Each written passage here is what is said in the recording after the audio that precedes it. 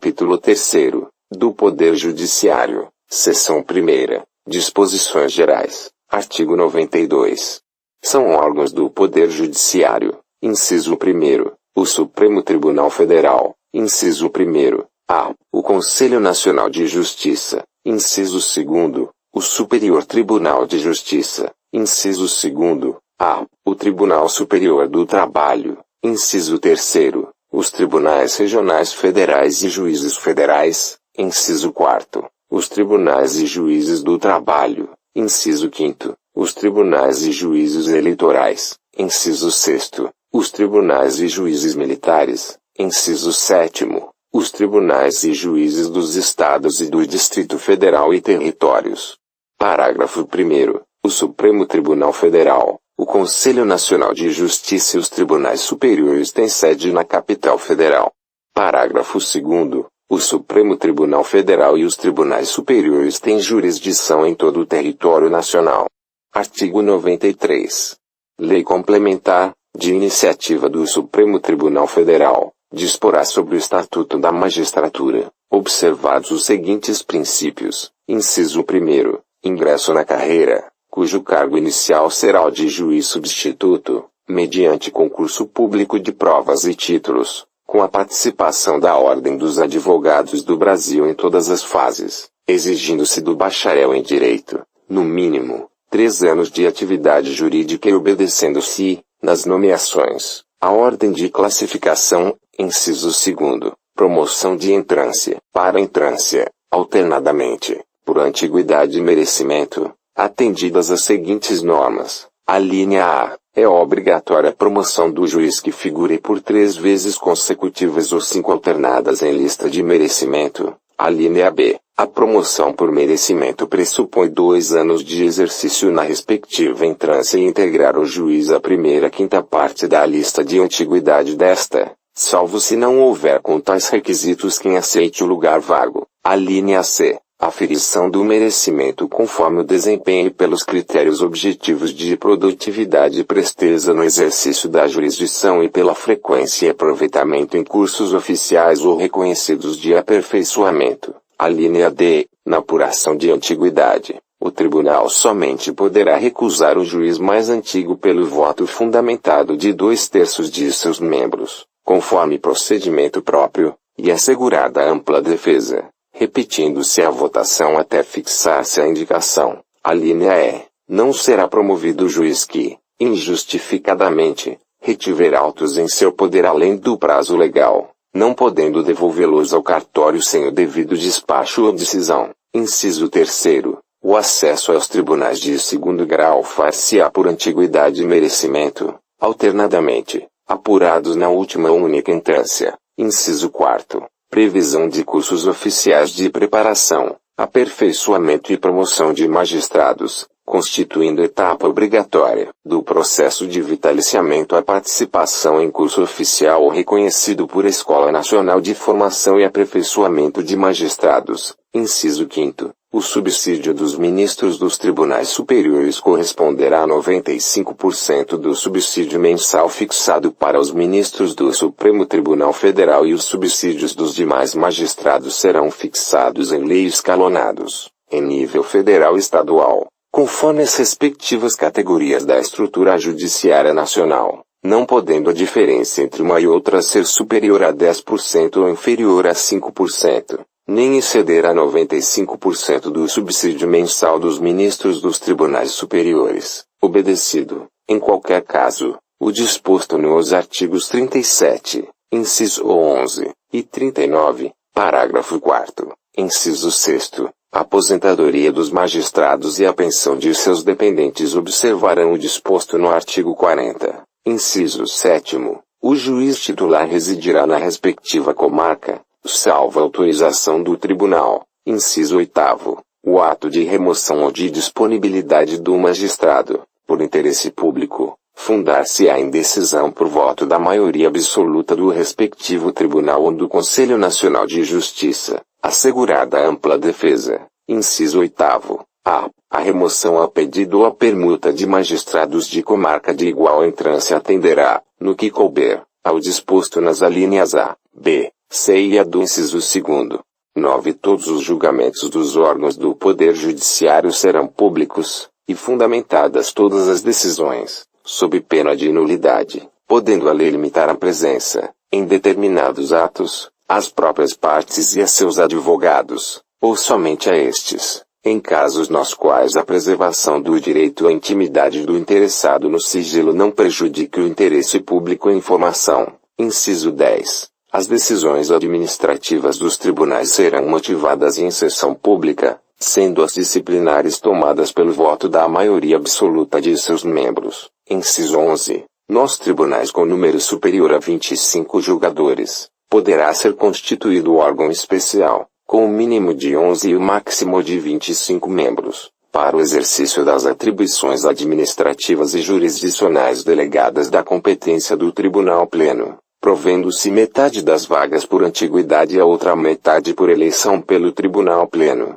Inciso 12. A atividade jurisdicional será ininterrupta, sendo vedado férias coletivas nos juízos e tribunais de segundo grau, funcionando, nos dias em que não houver expediente forense normal, juízes em plantão permanente. Inciso 13. O número de juízes na unidade jurisdicional será proporcional à efetiva demanda judicial e à respectiva população. Inciso 14. Os servidores receberão delegação para a prática de atos de administração e atos de mero expediente sem caráter decisório. Inciso 15. A distribuição de processos será imediata, em todos os graus de jurisdição.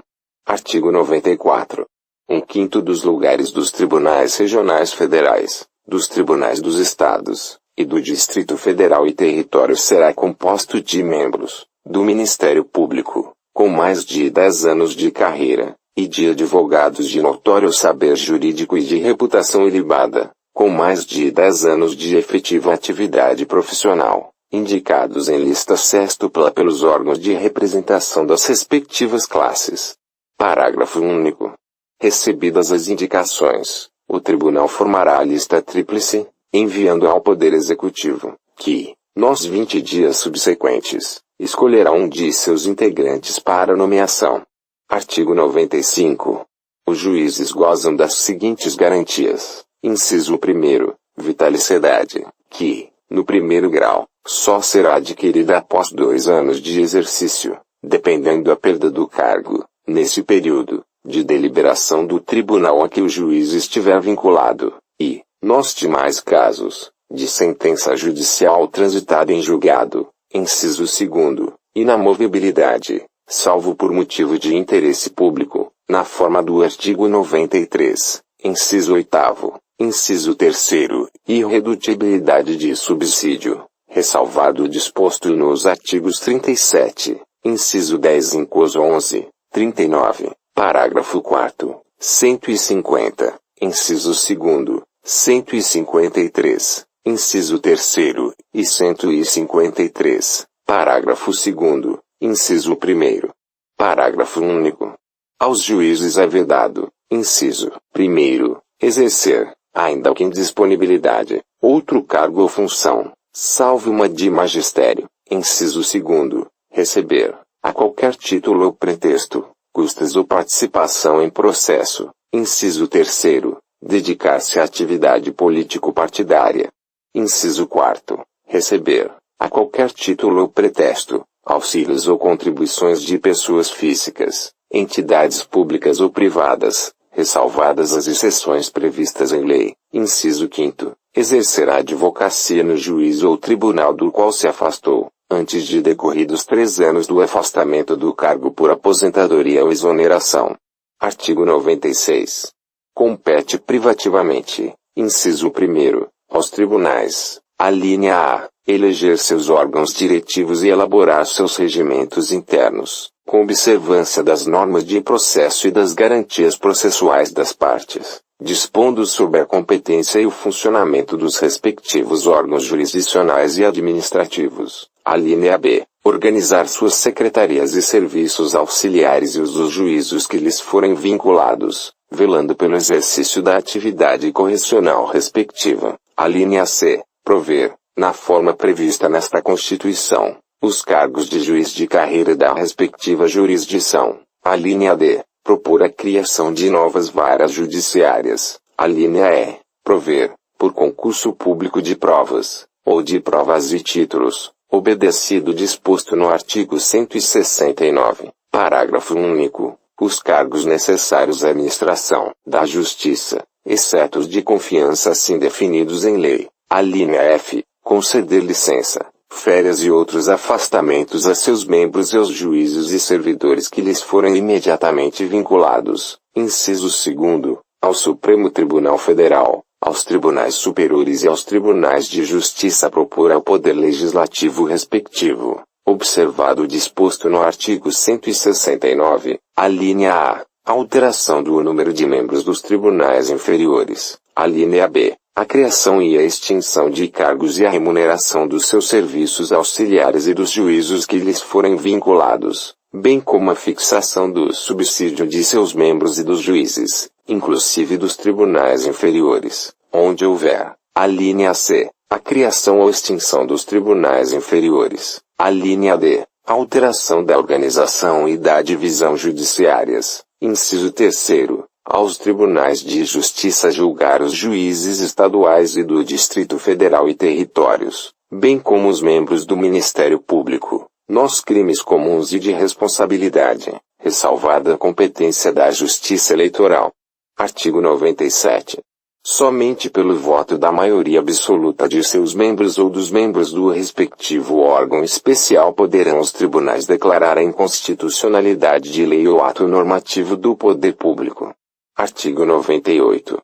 A União, no Distrito Federal e nos territórios, e os Estados criarão, inciso 1º, juizados especiais, providos por juízes togados, ou togados e leigos, competentes para a conciliação, o julgamento e a execução de causas cíveis de menor complexidade e infrações penais de menor potencial ofensivo, mediante os procedimentos oral e sumaríssimo, permitidos, nas hipóteses previstas em lei, a transação e o julgamento de recursos por turmas de juízes de primeiro grau. Inciso 2º, Justiça de Paz, remunerada, composta de cidadãos eleitos pelo voto direto, universal e secreto, com mandato de 4 anos e competência para, na forma da lei, celebrar casamentos, verificar, de ofício ou em face de impugnação apresentada, o processo de habilitação e exercer atribuições conciliatórias, sem caráter jurisdicional, além de outras previstas na legislação.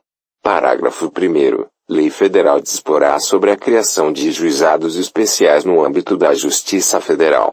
Parágrafo 2º. As custas e emolumentos serão destinados exclusivamente ao custeio dos serviços afetos às atividades específicas da Justiça. Artigo 99.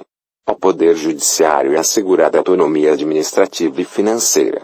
Parágrafo 1º. Os tribunais elaborarão suas propostas orçamentárias dentro dos limites estipulados conjuntamente com os demais poderes na Lei de Diretrizes Orçamentárias. Parágrafo 2º. O encaminhamento da proposta, ouvidos os outros tribunais interessados, compete, inciso 1º, no âmbito da União, aos presidentes do Supremo Tribunal Federal e dos tribunais superiores, com a aprovação dos respectivos tribunais. Inciso 2º, no âmbito dos Estados e no do Distrito Federal e territórios, aos presidentes dos tribunais de justiça, com a aprovação dos respectivos tribunais. Parágrafo 3º. Se os órgãos referidos no parágrafo 2º não encaminharem as respectivas propostas orçamentárias dentro do prazo estabelecido na Lei de Diretrizes Orçamentárias, o Poder Executivo considerará, para fins de consolidação da proposta orçamentária anual, os valores aprovados na lei orçamentária vigente, ajustados de acordo com os limites estipulados na forma do parágrafo 1º deste artigo. Parágrafo 4º. Se as propostas orçamentárias de que trata este artigo forem encaminhadas em desacordo com os limites estipulados na forma do parágrafo 1º, o Poder Executivo procederá aos ajustes necessários para fins de consolidação da proposta orçamentária anual. Parágrafo 5º. Durante a execução orçamentária do exercício, não poderá haver a realização de despesas ou a assunção de obrigações que extrapolem os limites estabelecidos na Lei de Diretrizes Orçamentárias, exceto se previamente autorizadas, mediante a abertura de créditos suplementares ou especiais. Artigo 100. Os pagamentos devidos pelas fazendas públicas federal, estaduais, distrital e municipais, em virtude de sentença judiciária, far-se-ão exclusivamente na ordem cronológica de apresentação dos precatórios e a conta dos créditos respectivos, proibida a designação de casos ou de pessoas nas dotações orçamentárias e nos créditos adicionais abertos para este fim. Parágrafo 1º. Os débitos de natureza alimentícia compreendem aqueles decorrentes de salários, vencimentos, proventos, pensões e suas complementações, benefícios previdenciários e indenizações por morte ou por invalidez, fundadas em responsabilidade civil, em virtude de sentença judicial transitada em julgado, e serão pagos com preferência sobre todos os demais débitos, exceto sobre aqueles referidos no parágrafo 2º deste artigo. Parágrafo 2º. Os débitos de natureza alimentícia cujos titulares, originários ou por sucessão hereditária, tenham 60 anos de idade, ou sejam portadores de doença grave, ou pessoas com deficiência, assim definidos na forma da lei, serão pagos com preferência sobre todos os demais débitos, até o valor equivalente ao triplo fixado em lei para os fins do disposto no parágrafo 3º deste artigo, admitido fracionamento para essa finalidade, sendo que o restante será pago na ordem cronológica de apresentação do precatório. Parágrafo 3º. O disposto no caput deste artigo relativamente à expedição de precatórios não se aplica aos pagamentos de obrigações definidas em leis como de pequeno valor que as fazendas referidas devam fazer em virtude de sentença judicial transitada em julgado. Parágrafo 4º. Para os fins do disposto no parágrafo 3º, poderão ser fixados, por leis próprias, valores distintos às entidades de direito público, segundo as diferentes capacidades econômicas, sendo o mínimo igual ao valor do maior benefício do regime geral de previdência social. Parágrafo 5º. É obrigatória a inclusão, no orçamento das entidades de direito público, de verba necessária ao pagamento de seus débitos, oriundos de sentenças transitadas em julgado, constantes de precatórios judiciários apresentados até 1º de julho, fazendo-se o pagamento até o final do exercício seguinte, quando terão seus valores atualizados monetariamente. Parágrafo 6º. As dotações orçamentárias e os créditos abertos serão consignados diretamente ao Poder Judiciário, cabendo ao presidente do tribunal que proferir a decisão exequenda determinar o pagamento integral e autorizar, a requerimento do credor e exclusivamente para os casos de preterimento de seu direito de precedência ou de não alocação orçamentária do valor necessário à satisfação do seu débito, o sequestro da quantia respectiva. Parágrafo 7º. O presidente do tribunal competente que, por ato comissível ou omissivo, retardar ou tentar frustrar a liquidação regular de precatórios incorrerá em crime de responsabilidade e responderá, também, perante o Conselho Nacional de Justiça. Parágrafo 8º. É vedada a expedição de precatórios complementares ou suplementares de valor pago, bem como fracionamento, repartição ou quebra do valor da execução para fins de enquadramento de parcela do total ao que dispõe o parágrafo 3º deste artigo. Parágrafo 9º. No momento da expedição dos precatórios, independentemente de regulamentação, deles deverá ser abatido, a título de compensação, valor correspondente aos débitos líquidos e certos, inscritos ou não em dívida ativa e constituídos contra o credor original pela fazenda pública devedora, incluídas parcelas vincendas de parcelamentos, ressalvados aqueles cuja execução esteja suspensa em virtude de contestação administrativa ou judicial. Parágrafo 10. Antes da expedição dos precatórios, o tribunal solicitará à fazenda pública devedora, para resposta em até 30 dias, sob pena de perda do direito de abatimento, informação sobre os débitos que preencham as condições estabelecidas no parágrafo 9º, para os fins nele previstos. Parágrafo 11. É facultado ao credor, conforme estabelecido em lei da entidade federativa devedora, a entrega de créditos imprecatórios para compra de imóveis públicos do respectivo ente federado. Parágrafo 12. A partir da promulgação desta emenda constitucional, a atualização de valores de requisitórios, após sua expedição, até o efetivo pagamento, independentemente de sua natureza, será feita pelo Índice Oficial de Remuneração Básica da Caderneta de Poupança, e, para fins de compensação da mora, incidirão juros simples no mesmo percentual de juros incidentes sobre a caderneta de poupança, ficando excluída a incidência de juros compensatórios. Parágrafo 13. O credor poderá ceder, total ou parcialmente, seus créditos em precatórios a terceiros, independentemente da concordância do devedor, não se aplicando ao cessionário disposto nos parágrafos 2º e 3º. Parágrafo 14. A cessão de precatórios somente produzirá efeitos após comunicação, por meio de petição protocolizada, ao tribunal de origem e à entidade devedora. Parágrafo 15. Sem prejuízo do disposto neste artigo, lei complementar a esta Constituição Federal poderá estabelecer regime especial para pagamento de crédito de precatórios de estados, Distrito Federal e municípios, dispondo sobre vinculações à receita corrente líquida e forma e prazo de liquidação. Parágrafo 16. A seu critério exclusivo e na forma de lei, a União poderá assumir débitos, oriundos de precatórios, de estados, Distrito Federal e municípios, refinanciando-os diretamente. Parágrafo 17. A União, os estados, o Distrito Federal e os municípios aferirão mensalmente, em base anual, o comprometimento de suas respectivas receitas correntes líquidas com o pagamento de precatórios e obrigações de pequeno valor.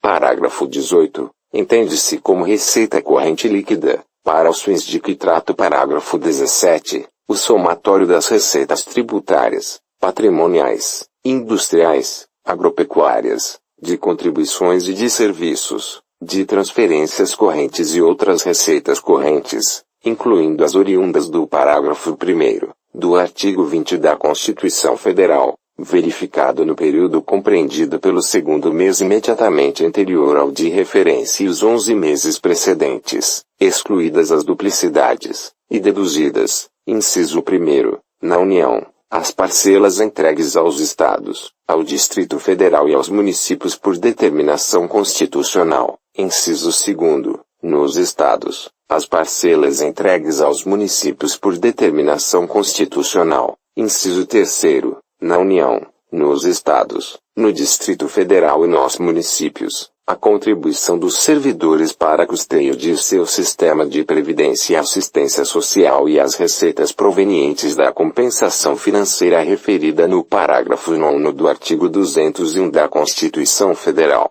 Parágrafo 19. Caso o montante total de débitos decorrentes de condenações judiciais em precatórios e obrigações de pequeno valor, em período de 12 meses, ultrapasse a média do comprometimento percentual da receita corrente líquida nos 5 anos imediatamente anteriores, a parcela que exceder esse percentual poderá ser financiada, excetuada, dos limites de endividamento de que tratam os incisos 5º e 7º do artigo 52 da Constituição Federal e de quaisquer outros limites de endividamento previstos, não se aplicando a esse financiamento a vedação de vinculação de receita prevista no inciso 4º do artigo 167 da Constituição Federal.